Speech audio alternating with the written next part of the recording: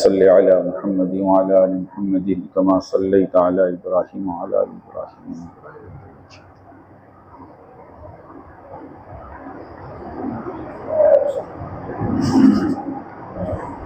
थोड़ा जुबैर भाई इधर से आ जाओ, थोड़ा इधर से आ जाओ, अच्छा रहेगा थोड़ा इधर से। बिस्मिल्लाहिर्रहमानिर्रहीम।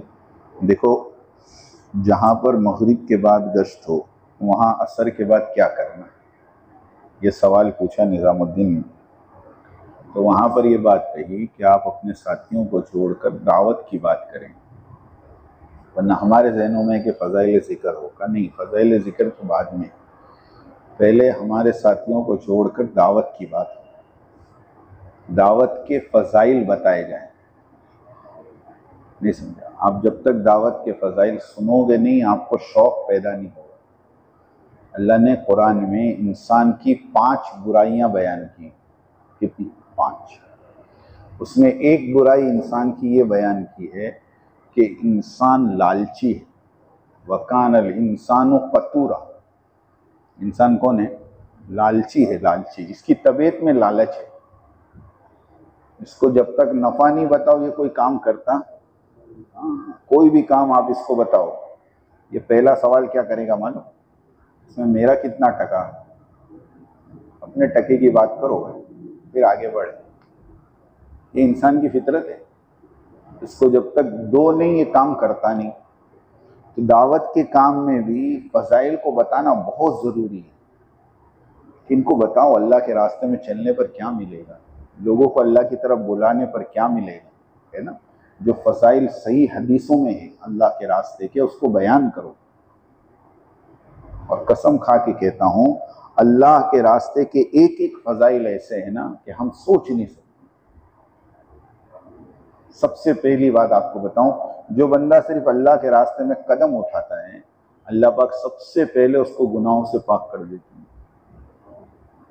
ये काम किसका है? नबियों का है। और नबी मासूम होते हैं, और मैं और आप गुनाहों से लथपथ। तो गुनाहों से लथपथ आदमी नबियों वाला काम कैसे करे? इसलिए पहले कदम पर अल्लाह इसके गुनाहों को। इसीलिए देखो, हमारे मोहल्ले में और हमारे हलके में और हमारे इलाकों में एक चीज़ आपने महसूस की होगी कि एक आदमी है, शराबी है, कबाबी है, जानी है, सारी दुनिया भर के गुनाह उसके अंदर है और पूरा मोहल्ला जानता है कि गुनहगार है। लेकिन जहाँ वो आदमी बिस्तरा उठाता है और अल्लाह के रास्ते में निकलने का इरादा करता है और जमात के साथ जहाँ वो निकलता है, चाहे 3 दिन ही क्यों ना हो, मोहल्ले का नेक इंसान भी उसको क्या कहता है? भाई दुआ में याद रख, है गुनहगार। लेकिन पहला कदम उठाते ही अल्लाह ने उसको गुनाहों से धो दिया। अब तो वो ऐसे मकाम पे पहुंच गया कि वो अगर दुआ करे तो अल्लाह नबियों की तरह उसकी दुआ कबूल करे। इसीलिए तो तुम कह रहे हो कि दुआ करना। ये काम की पहले कदम की फजीलत बता रहा हूं, अभी तो पहला कदम तुमने उठाया। फिर कहते फिर अगले कदम पर, और बल्कि हर कदम पर अल्लाह 700 नेक कदम चलने का सवाब देते हैं। क्या मतलब? कि दूसरे जितने नेक काम है ना, दूसरे जितने नेक काम हैं, उनमें 700 कदम चलने के बाद जो सवाब तुमको मिलेगा वो इस रास्ते में एक कदम पे मिलेगा। ये है इसका मतलब, 700 नेक कदम चलने का सवाब।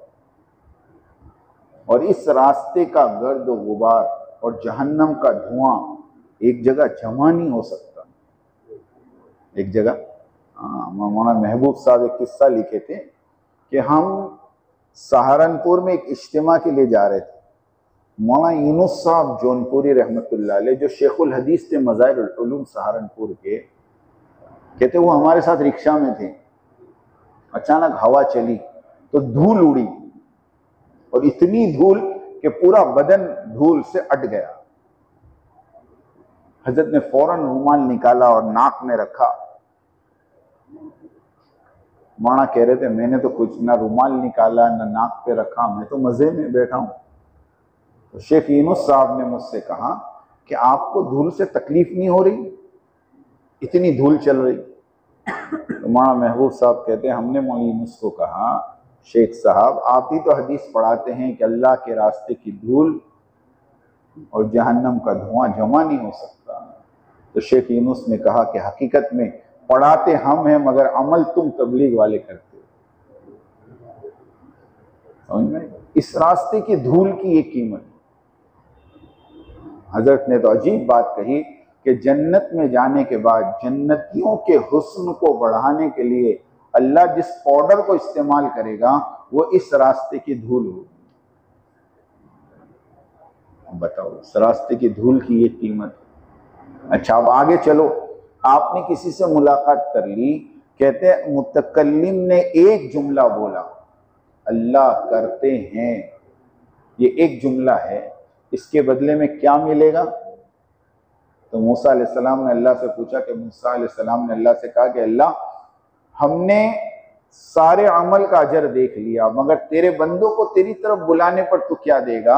अल्लाह रब्बुल इज्जत ने फरमाया कि मेरे बंदों को मेरी तरफ बुलाने पर 1 साल की इबादत का सवाब दूंगा। एक जुमला बोलोगे 1 साल की इबादत, 2 जुमले बोलोगे 10 जुमले बोलोगे 10 साल की इबादत।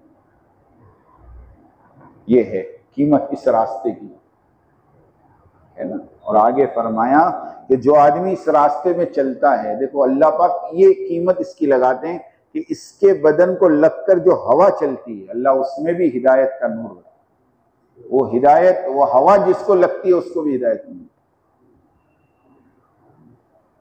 और अल्लाह के नबी ने फरमाया लगदवतुन औ रौहतुन फी सबीलिल्लाह खैरुम मिनद दुनिया व मा फीहा, कि एक घड़ी अल्लाह के रास्ते में निकलना बेहतर है दुनिया और दुनिया के अंदर जितनी नफिल इबादतें हैं और जितना कुछ सामान है, इन सब से अफजल क्या है? थोड़ी देर का अल्लाह के रास्ते में। ये अल्लाह के रास्ते की कीमत बताई। एक सहाबी है ना, जिनको अल्लाह के नबी ने अल्लाह के रास्ते में भेजा। सुबह में फजर के बाद जमात तैयार हुई और जमात रवाना भी हो गई। नाम है उस सहाबी का अब्दुल्ला इब्ने रवाहा। अब जुमा के दिन फजर के बाद जमात रवाना हुई और जमात को रवाना करते वक्त अल्लाह के नबी ने कह दिया कि इस जमात के अमीर फला होंगे, वो शहीद हो गए तो अब्दुल्ला इब्ने रवाहा होंगे, वो शहीद हो गए तो जाफर इब्ने अबी तालिब होंगे, वो शहीद हो गए तो फिर मुसलमान जिसको चाहे अमीर बना ले। एक यहूदी मस्जिद के बाहर खड़े रहकर ये बात सुन रहा था। उसने कहा कि नबी की बात का मतलब ये होता है कि ये 3 तो गए। जब यहूदी को ये यकीन है कि ये 3 गए तो जाने वाले को यकीन नहीं होगा कि हम गए। एक बात कह रहा हूं, पूरा यकीन था कि ये हमारा आखिरी सफर है और वो लोग मरने के लिए ही जाते थे। हजरत मौलाना यूसुफ साहब रहमतुल्लाह अलैह ने एक मरतबा साफ कहा कि एक सहाबी 1.25 लाख में से नहीं बता सकते जो 4 महीने के लिए गया हो। कोई गया ऐसा 4 महीने के लिए? हर सहाबी गया है मरने के लिए। तो जब तक ये नीयत हमारी जमातों की नहीं होगी, काम नहीं बनने। हम लोग तो जाने से पहले ही आने की टिकटें बनवा ले। सच्ची कह रहा हूं। तो अब्दुल्ला इब्ने रवाहा को पूरा यकीन था कि मैं गया, मेरा टाइम हो गया। अब इन्होंने दिमाग में सोचा कि आज जुमा है, जमात जा रही है, मेरे पास तेज ऊँटनी है, ये जितना पूरे दिन में सफर करेंगे ना, जुम्मा के बाद मैं निकलूंगा तो इन तक पहुंच जाऊंगा रात तक। कोई दुनियावी गरज नहीं, सुनना, कोई दुनियावी गरज नहीं, बल्कि अल्लाह के नबी के पीछे जिंदगी की आखिरी जुमा पढ़नी है। घर वालों को भी नहीं मिलना है, दुकान भी नहीं देखनी है। समझ में आई बात? इसलिए मैंने इनको भी कहा कि जुम्मा बाद साथी आएंगे। मैंने कहा उनको कहना अल्लाह के नबी ने कहा आधे दिन बाद जन्नत में जाएंगे। कितने दिन बाद? हाँ, क्योंकि अल्लाह के नबी जब मेंबर पे चढ़े तो अब्दुल्ला इब्ने रवाहा सामने बैठे हुए।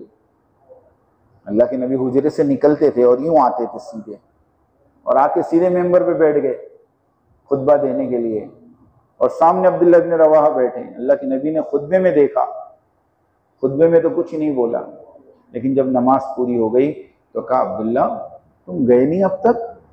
मैं तो तुमको अल्लाह के रास्ते में भेजा था। अल्लाह के नबी, मेरे दिल में ये बात आई कि मेरी जिंदगी का आखिरी जुमा है, अल्लाह के नबी के पीछे पढ़ लूँ और नमाज पढ़ के बस अब निकल रहा हूँ, उठनी तैयार है, शाम तक पहुंच जाऊं। अल्लाह के नबी ने पूछा कि अब्दुल्ला तुम्हारा और उस जमात के दरमियान फासला कितना हुआ? अल्लाह के नबी आधे दिन का या उससे भी कम। तो कहा अब्दुल्ला आधा मत कहो, तुम उस जमात से 500 साल बाद जन्नत में जाओगे। कितने साल बाद? 500 साल बाद। और मौलाना उमर साहब रहमतुल्लाह अलैह ने तो बांग्लादेश के इज्तिमा में 30 लाख के मजमे में कहा, 30 लाख के मजमे में कहा कि अल्लाह के नबी ने यूं कहा कि अब्दुल्ला तुम सारी दुनिया का सोना चांदी जेवरात जमा करके अल्लाह के रास्ते में सदका कर दो, तब भी तुम सुबह की जमात के सवाब को नहीं पा सकते। इसलिए थोड़ी देर अभी अपने को चलना है ना, टाइम माशाल्लाह अभी 50 मिनट है अपने पास।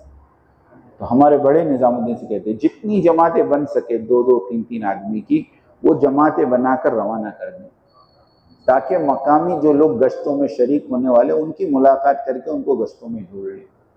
एक काम तो ये कर लें। और जो बाकी साथी बचे हैं मस्जिदों में बैठे हैं, वो अपनी तस्बीह निकाल कर अपना जिक्र कर। फजाइल जिक्र उन लोगों के लिए जिनको बाहर जाने का कोई तकाजा नहीं है, वरना पहले तो शक्ल ये है कि आदमी बाहर चले जाए। कितनी जमात बनाएंगे बाहर?